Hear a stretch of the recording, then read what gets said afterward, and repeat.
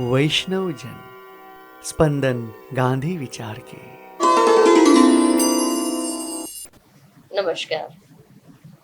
વૈષ્ણવજન સ્પંદન ગાંધી વિચાર કે ગુજરાત વિદ્યાપીઠના આ પોડકાસ્ટમાં આપ સૌનું હાર્દિક સ્વાગત છે. દરેક એપિસોડમાં અમે જુદો જુદો વિષય લઈને આપને મળીએ છીએ અને અમે કંઈક નવી વાત આપના સુધી પહોંચાડવાની કોશિશ કરીએ છીએ. આપ સૌ જાણો છો કે સમૂહ માધ્યમો દેશ અને દુનિયામાંથી ઘણી બધી વિગતો આપણા સુધી પહોંચાડે છે. આ સમૂહ માધ્યમો કેવી રીતે અસ્તિત્વમાં આવ્યા, કેવી રીતે વિકસ્યા અને આજે એની શું સ્થિતિ છે એ એક વાત છે. અને સમૂહ માધ્યમોમાં કામ કરનારા વિદ્યાર્થીઓ, એની ટેકનોલોજી, એનું શિક્ષણ એ બીજી વાત છે. અત્યારે પરિસ્થિતિ એવી છે કે સમૂહ માધ્યમોમાં કામ કરવા માટે પણ પૂરી રીતે તૈયાર થયેલા શિક્ષકો આપણને જોઈએ છે અને એ શિક્ષકો કે જે વિદ્યાર્થીઓને સરસ રીતે તૈયાર કરે.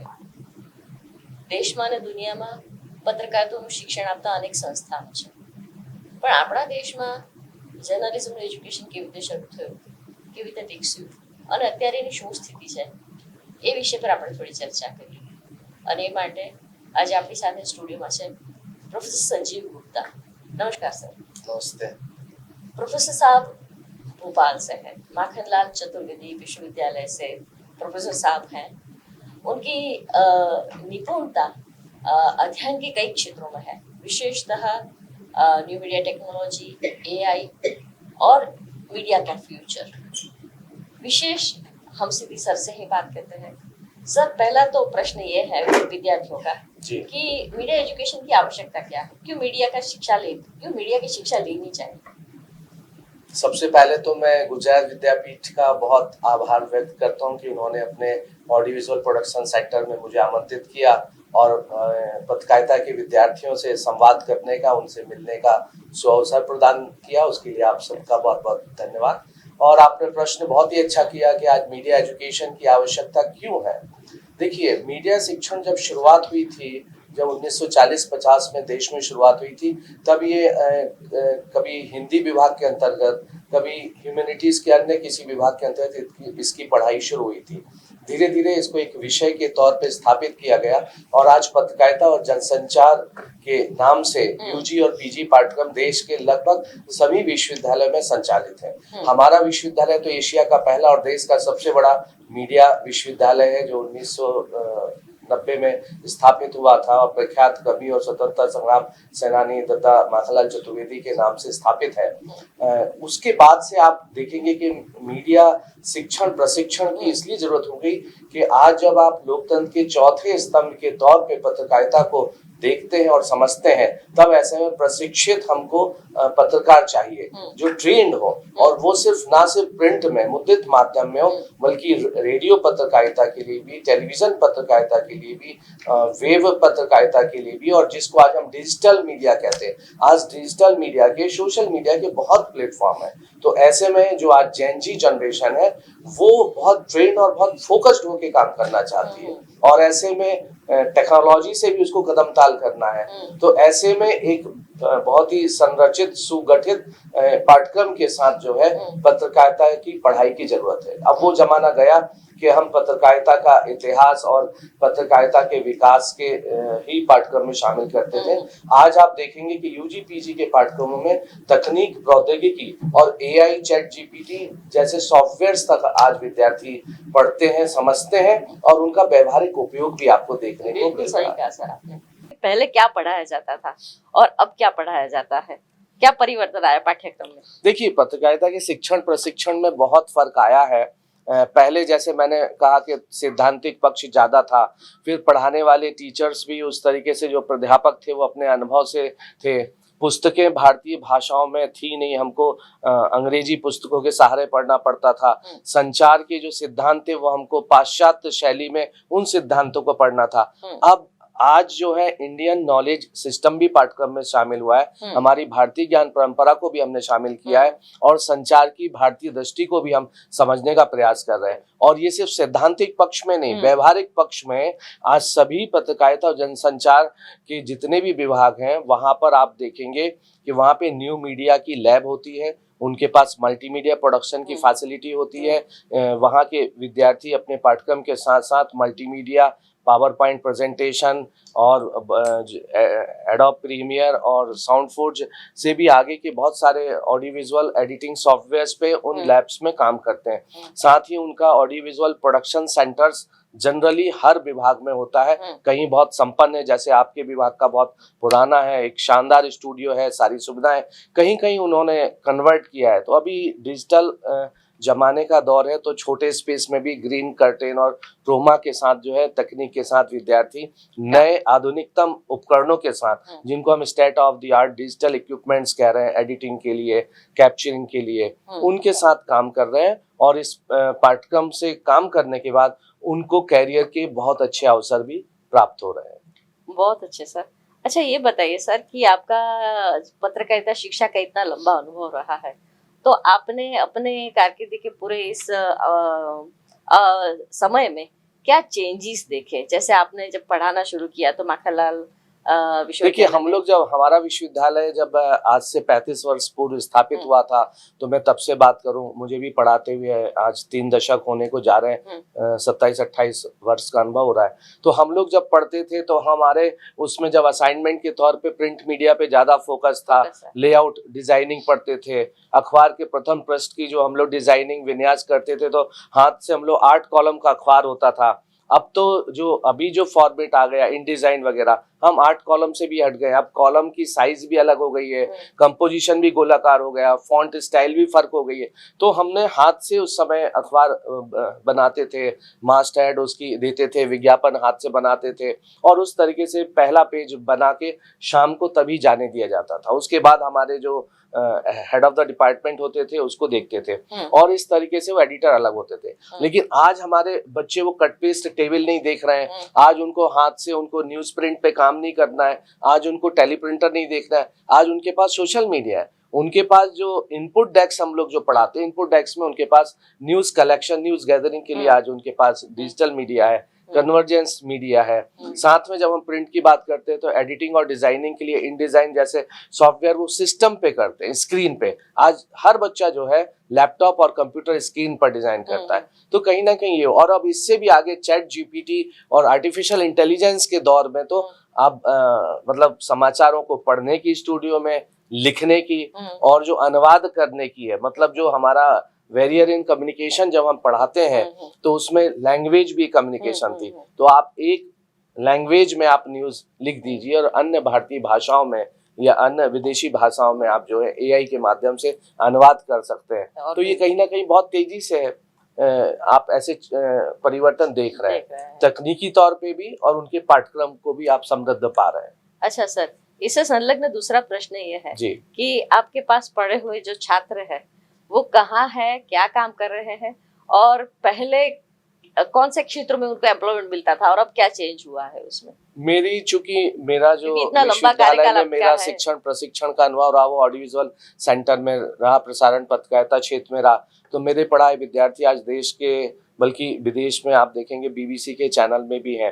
तो जनरली वो इलेक्ट्रॉनिक मीडिया के विद्यार्थी हैं, तो वो टेलीविजन चैनल्स में हैं, मुंबई के प्रोडक्शन हाउसेज में हैं, दिल्ली और नोएडा के जितने नेशनल टेलीविजन चैनल्स हैं उनमें वो कोई ना कोई उसमें कोई स्टूडियो मैनेजर है, कोई इनपुट डेस्क का इंचार्ज है, कोई आउटपुट डेस्क देख रहा है, कोई रनडाउन प्रोड्यूसर है, कोई शानदार एंकर है, तो वो देखेंगे। साथ ही बीबीसी में वंदना ढांड है जो हमारी, वो भी शानदार काम कर रही। तो ऐसे बहुत सारे विद्यार्थी हैं, जब हम अपनी एलुमनाई की लिस्ट देखते हैं तो कहीं ना कहीं वो हमारे ना सिर्फ विभाग का बल्कि हमारे विश्वविद्यालय का भी नाम रोशन करते हैं। और आपको एमसीयू के एलुमनाई सभी प्रतिष्ठित टेलीविजन चैनल्स में, रेडियो चैनल्स में और अखबार में, प्रिंट में, सभी माध्यमों में मिल जाते हैं। अच्छा, इससे संलग्न एक प्रश्न एक है जो हमारे छात्र भेजते रहते हैं कि सर है तो सर से पूछ दिया जाए, एलुमनाई जो करंट बैच है उससे ब्रिजिंग का काम करते हैं या एम्प्लॉयमेंट में कोई हेल्प मिलती है? देखिए, जो हमारे पूर्व विद्यार्थी होते हैं, एलुमनाई, तो हर जगह एलुमनाई का एसोसिएशन होता है और उस एसोसिएशन का संगठन में शक्ति होती है।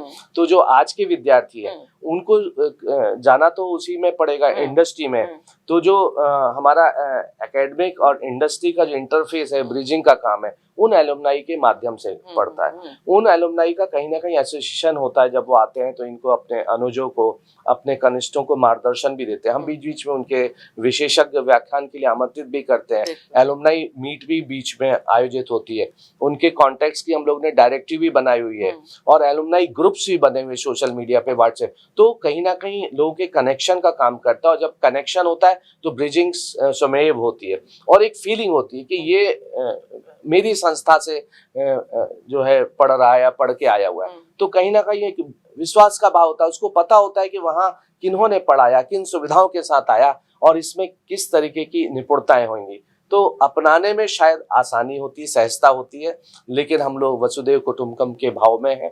एलुमनाई तो ठीक है, एक भाव का रूप है, लेकिन जिसमें भी कला और कौशल है सम्मान करते हैं और हमारे एलुमनाई बहुत ही प्रतिष्ठित चैनल में शानदार काम कर रहे हैं। मुझे बहुत गर्व है, हम लोग बहुत फख्र के साथ कह सकते हैं कि हमारे पढ़ाए हुए विद्यार्थी ना सिर्फ हमारे विभाग का बल्कि हमारी संस्था का भी नाम देश और विदेश दोनों में रोशन कर रहे हैं। बहुत बढ़िया सर, बहुत बढ़िया सर। दूसरी बात इससे संलग्न ये है कि एकेडमी में और इंडस्ट्री में एक अलग किस्म का किसी जमाने में तनाव रहा करता था। तो ऐसा लगता था कि इंडस्ट्री को जो चाहिए वो बच्चे एकेडमिक्स से मिल नहीं रहे, एकेडमिक्स जो तैयार करता है वो इंडस्ट्री में काम में नहीं आता। और कई बार ऐसा भी होता था पहले कि इंडस्ट्री वाले कहते थे कि वहाँ जो सीखा है सब भूल जाओ, यहाँ फिर से शुरू करना है।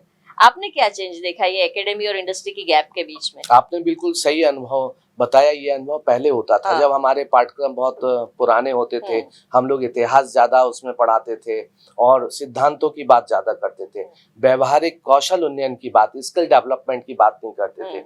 लेकिन अब जैसे आपके गुजरात विद्यापीठ में मैं देख रहा हूँ कि शानदार स्टूडियो है, ऑडियो रिकॉर्डिंग का भी है, आपके पास एडिटिंग की भी सुविधाएं है और विद्यार्थी जिस जतन के साथ काम कर रहे हैं, इस शो को रिकॉर्ड करने से पहले जिस तरीके से उन्होंने फ्लोर को मैनेज किया, लाइनअप किया, कैमरे की पोजीशन सेट किया, साउंड रिकॉर्डिंग लेवल को देखा, लाइटिंग को देखा, मैं बहुत बारीकी से उनकी इस स्किल्स को ऑब्जर्व कर रहा था। तो ये सारी चीजें परिवर्तन है कि इससे पता चलता है कि वो सिर्फ दृश्य श्रव्य की सैद्धांतिक बातें नहीं जानते, व्यवहारिक काम भी करते हैं। उनको कैमरा पकड़ के आता है, उनको पता है कि लाल लाइट वहाँ कहाँ जलनी है, किस एंगल पे कैमरे को प्लेस करना है, ट्राइपॉड का स्पिरिट लेवल कैसे करना है, कैमरा प्लेसमेंट कहाँ होगा, किस एंगल से होगा, इस बातचीत को, संवाद को रिकॉर्ड करना है तो 2 कैमरा प्रोडक्शन होगा, 3 कैमरा प्रोडक्शन होगा। उन्होंने इस पे वर्कआउट किया होगा, लाइटिंग की उनको समझ है, कितनी लाइट्स के साथ काम करना है, बैकग्राउंड लाइट क्या है, फिल लाइट क्या है, की लाइट क्या है। ये सारी जो सैद्धांतिक चीजें हम लोग पढ़ाते हैं कि 3 पॉइंट लाइट क्या होती है, वो व्यवहारिक तौर पे जब फ्लोर पे ये विद्यार्थियों ने इस शो को रिकॉर्ड करने से पहले किया तो ये अपने आप में सिद्ध करता है कि आज विद्यार्थी उस जो एकेडमिक और इंडस्ट्री का गैप है उसको कम करने में, उसको पाटने में सफल हुआ है। और ये सब संभव हुआ हमारी आधुनिकतम लैब से, उपकरणों से और हैंड्स ऑन इन उपकरणों पे जो हमारे विद्यार्थी पाठ्यक्रम को पढ़ने के साथ उन पे अनुभव करते हैं। उसके बाद जैसा आपने पूर्व में चर्चा में बताया था कि आप विद्यार्थियों को इंडस्ट्री में इंटर्नशिप के लिए भी भेजते हैं, फील्ड विजिट्स भी कराते हैं और इंडस्ट्री के लोगों को भी बुला के समय समय पे उनसे भी इंटरेक्शन कराते हैं। तो उस गैप को कम करने में सहूलियत होती है। और हमारे शिक्षक भी जब इस तरीके के फील्ड विजिट पे विद्यार्थियों के साथ जाते हैं तो वो भी इंडस्ट्री की डिमांड को देखते हैं कि आज किन सॉफ्टवेयर पे वहाँ एडिटिंग हो रही है, किन कैमरों पे वो शूट कर रहे हैं, आज उनकी रिक्वायरमेंट क्या है, तो उन स्किल्स को वो क्लासरूम में दे पाते हैं। तो आज हमने क्लासरूम से न्यूज रूम के गैप को कम किया है, ये बिल्कुल बात आपकी सही है। अच्छा, तो दूसरा एक प्रश्न इससे ये भी है सर कि आपने 3 दशक में अभ्यासक्रम को बदलते हुए देखा, प्लेसमेंट को बदलते हुए देखा, लोगों को काम का नजरिया बदल गया, काम करने का तरीका भी बदल गया। आने वाले 30 सालों के लिए आप क्या सोच रहे हैं, क्या देख रहे हैं? पिछले 30 साल की बात करी, आने वाले 30 साल। सिर्फ हम नहीं, पूरा देश इस समय विकसित भारत 2047 के मद्देनजर काम कर रहा है और हम लोग भी मीडिया उसमें विकसित भारत 2047 को जब मैं देखता हूँ तो जिन युवाओं के हाथों में आज मीडिया है तो वो मीडिया कहीं ना कहीं चैट जीपीटी, AI और जेमिनी जैसे सॉफ्टवेयर का भी आपने देखा कि हमारे देश के प्रधान सेवक के जन्मदिन पे जेमिनी के साथ कितना लोगों ने सोशल मीडिया पे फोटो उनके साथ चाय पीते हुए उनके ड्राइंग रूम में या उन्होंने अपने ड्राइंग रूम में उनको आमंत्रित करके, तो ये कहीं ना कहीं उन सॉफ्टवेयर के उपयोग को बताता है। और हमारी जो टेक्नोलॉजी जिस तरीके से बदल रही है, आर्टिफिशियल इंटेलिजेंस ने पूरा सिनारियो आज बदल दिया, चाहे वो स्टूडियो प्रोडक्शन की बात हो, चाहे स्क्रिप्ट की बात हो, चाहे क्रिएटिविटी की बात हो, उन सब में कहीं ना कहीं आपको सहूलियत दी है, बहुत सारी चीजें आपको दी हैं। लेकिन फिर भी मैं कहना चाहूंगा कि यहाँ पर आज भी हमारे ब्रेन का, ओरिजिनलिटी का, मौलिक चिंतन का तोड़ एआई पे नहीं। एआई में वही है जो कुछ वो देख रहा है, जो महसूस कर रहा है, जो हम उसको जिसको हम एमएल कहते हैं, मशीन को जो हमने जितना सिखाया उतना ही वो एआई कर पाएगा। लेकिन बहुत सारी ऐसी सिचुएशन होती हैं, बहुत सारी ऐसी स्थितियां होती हैं जब हम स्क्रिप्टिंग करते तो कहानी में ऐसे ट्विस्ट आते, समाज से सीख के, हम कहते हैं ना कि समाज ही हमारा आईना है, तो उससे हम दिन प्रतिदिन कुछ सीखते हैं। तो वो चीजें जब हम सीखने के बाद जब डालते हैं तब एआई उसको लेता है। जब तक हम नहीं डालते हैं तो जो मौलिक वो चिंतन है, मौलिक जो दृष्टिकोण है, मौलिकता जो है, उसका तोड़ शायद एआई और वो नहीं है। तो आज के युवाओं को मैं यही बोलूंगा कि इन सब का उपयोग बहुत करिए, लेकिन आपको अपनी भाषा पे पकड़ होना चाहिए। जो एक कमी आ रही है कि अब लोगों को हिंदी, इंग्लिश या अपनी मातृ भाषा में कहीं ना कहीं वो छूटते जा रहे हैं, व्याकरण की दृष्टि से उनको कमजोरी आ रही है। जब आपने कहा कि उद्योगों में, तो ज्यादातर संपादक ये कहते हैं कि एक पेज पूरा शुद्ध हिंदी में या शुद्ध अंग्रेजी में या अपनी मातृभाषा में कोई लिख दे तो उस तरीके की कहीं, क्योंकि जो एक कॉकटेल हो रहा है लैंग्वेज का, इंग्लिश जो हम लोग कह रहे हैं, तो सोशल मीडिया की जो लैंग्वेज है, फिर जो एब्रिविएटेड फॉर्म में जो सोशल मीडिया पे जो जेन जी जनरेशन टाइप करती है गुड मॉर्निंग के लिए, गुड नाइट के लिए, या और भी बहुत सारी चीजों के एब्रिविएटेड फॉर्म में, तो कई बार तो हमारे जैसे जनरेशन उनके अर्थ लेने के लिए हमको इन जेन जी की वो करने, डिकोड करने के लिए कि इसका वो क्या है। क्योंकि बहुत सारे डिसिप्लिनरी एक्शन के लिए जब कमेटी बैठती है और उनके चैट्स में, इनफॉर्मल चैट्स में कंप्लेंट्स आती है कि उन्होंने ये कर दिया, तो हम लोग को डिकोड करने के लिए इन्हीं लोग की हेल्प लेनी पड़ती है कि आपने इस तरीके का क्या इसमें मैसेज देना चाहा था। तो एक तो भाषा की, दूसरा पढ़ने की आदत नहीं छोड़नी चाहिए। आपको साहित्य बहुत पढ़ना चाहिए, महापुरुषों की आप वो पढ़िए, कुछ भी पढ़िए, लेकिन पढ़ने की आदत, रीडिंग हैबिट्स को कम मत करिए।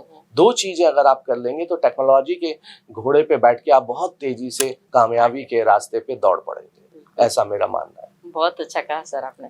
अच्छा, अब एक चिंता ये भी है कि जिस तरह से टेक्नोलॉजी मीडिया के काम करने वाले हमारे स्टूडेंट हैं, उनका काम ले रही है या उनको एक थ्रेट है, तो क्या ऐसा कुछ होगा कि जर्नलिज्म का एजुकेशन जो है वो 2 साल में है, मास्टर डिग्री 1 साल में है, कहीं पे पीजी डिप्लोमा या डिप्लोमा है, तो एजुकेशन का ड्यूरेशन श्रिंक होगा या सिलेबस श्रिंक होगा या कुछ एक्सपांड होगा? एजुकेशन का फ्यूचर आप क्या देख रहे हैं?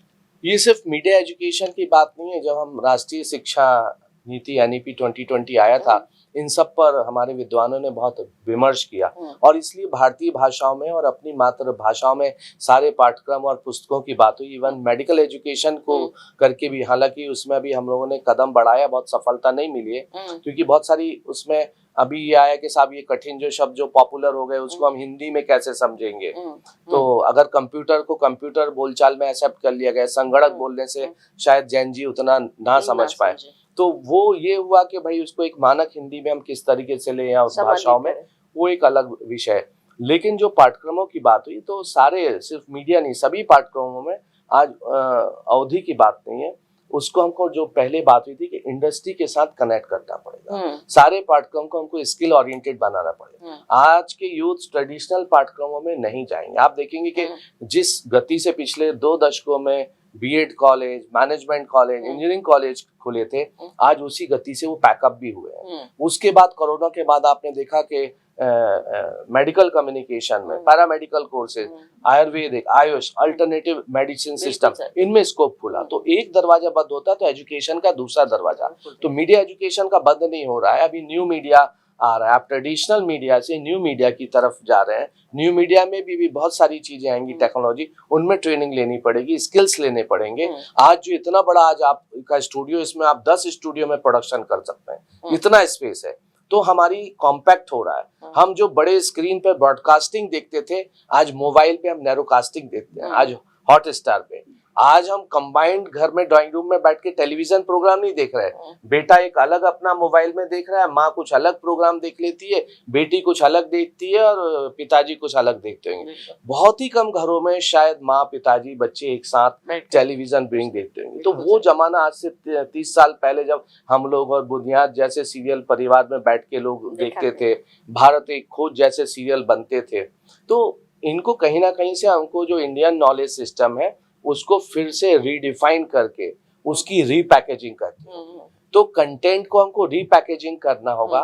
तो अवसर मैं कहता हूँ और ज्यादा और चुनौतीपूर्ण है। चैट जीपीटी और एआई जैसे टूल्स आने के बाद हमारे पास और ज्यादा कंपटीशन हो गया, हमको और ज्यादा तेज होना पड़ेगा। रिसर्च पेपर जब हम मीडिया में करते हैं, कट पेस्ट करते हैं, तो आपको IEEE का उसमें क्लियरेंस, प्लेगरिज्म टेस्ट करना। पहले की आप थीसिस देखिए, उनको कुछ भी आप कर दीजिए, उसमें बहुत सारे आरोप बाद में आते थे कि 40 पेज यहाँ से उठा ली, कट पेस्ट है। अच्छा। लेकिन अभी आपको सबमिशन से पहले ही 10% से कम आपका प्लेगरिज्म क्लियरेंस है तो ही एक्सेप्ट होगा, अदरवाइज वो नहीं होगा। तो Indian council of social science उस पे रिसर्च पे या शोध गंगा पे हम अपलोड करते हैं। तो ये मैंने एक एग्जांपल दिया कि जब हम कंटेंट की प्योरिटी को, वर्जिनिटी पे इतना फोकस कर रहे हैं, सेम इसी तरीके से आप गूगल में फैक्ट चेक के हैं, आप कुछ भी कहीं का भी कोई वीडियो वो नहीं डाल सकते, आप उसको चेक कर सकते हैं। तो अभी बहुत सारे टूल्स है। तो ऐसे में पत्रकारों के लिए रिपोर्टिंग करने के लिए, उनको अपनी स्क्रिप्टिंग के लिए और कंटेंट को लेके ज्यादा सजग सतर्क रहना पड़ेगा और इन सारी स्किल्स के साथ अपडेट रहना पड़ेगा। तभी आप पत्रकारिता के फील्ड में कामयाब रह पाएंगे, नहीं तो आप पीछे की पंक्ति में खड़े होने लायक भी नहीं बचेंगे, ऐसा मेरा मानना है। तो आपको अपनी रोज परत को चमकाना पड़ेगा। ये एक बार का गोल्ड पॉलिश नहीं होगी कि आपकी हमेशा चमकेगी। आपको रोज मेहनत करनी पड़ेगी, पसीना बहाना पड़ेगा, रोज चमकाना पड़ेगा। ये पीतल वाली जनरेशन है जिसको सोना बन के दिखाना है। अच्छा। पीतल की जनरेशन को गोल्ड के माफिक दिखाना है, तो इनके पास ज्यादा चैलेंज है। सोना दिखने में आसान होता है, पीतल को सोना दिखाने में एड़ी चोटी का जोर लगाना पड़ता है। तो ये जनरेशन को वही काम करके दुनिया को अब दिखाना है। Thank you so many challenges they have। बहुत बढ़िया sir, thank you so much sir. आपका भी बहुत बहुत धन्यवाद और मैं गुजरात विद्यापीठ का भी धन्यवाद देना चाहूंगा। Thank you so much sir. નમસ્કાર મિત્રો, આપણે પ્રોફેસર સંજીવ ગુપ્તા સાથે આજે વાત કરી, એમાં એમણે પત્રકારત્વ અને શિક્ષણ વિશે બહુ વિસ્તારથી વાત કરી અને એમણે કીધું કે શિક્ષણનું જે ક્ષેત્ર છે એ સીમિત નહીં થાય, પણ એમાં નવા નવા પડકારો આવશે અને પડકારને પહોંચી વળવા માટે એકેડેમીએ, ઇન્ડસ્ટ્રીએ અને વિદ્યાર્થીઓ બધે સાથે મળીને કામ કરવું પડશે. પત્રકારત્વ અને શિક્ષણનું અને પત્રકારત્વના ક્ષેત્રનું કામ છે એ સીમિત નથી થવાનું, કદાચ વધારે અઘરું થવાનું છે અને એ માટે બધાએ કટિબદ્ધ બનીને સાથે મળીને કામ કરવું પડશે. તો આજે આટલું જ, અહીં અટકીએ. નમસ્કાર. वैष्णवजन स्पंदन गांधी विचार के।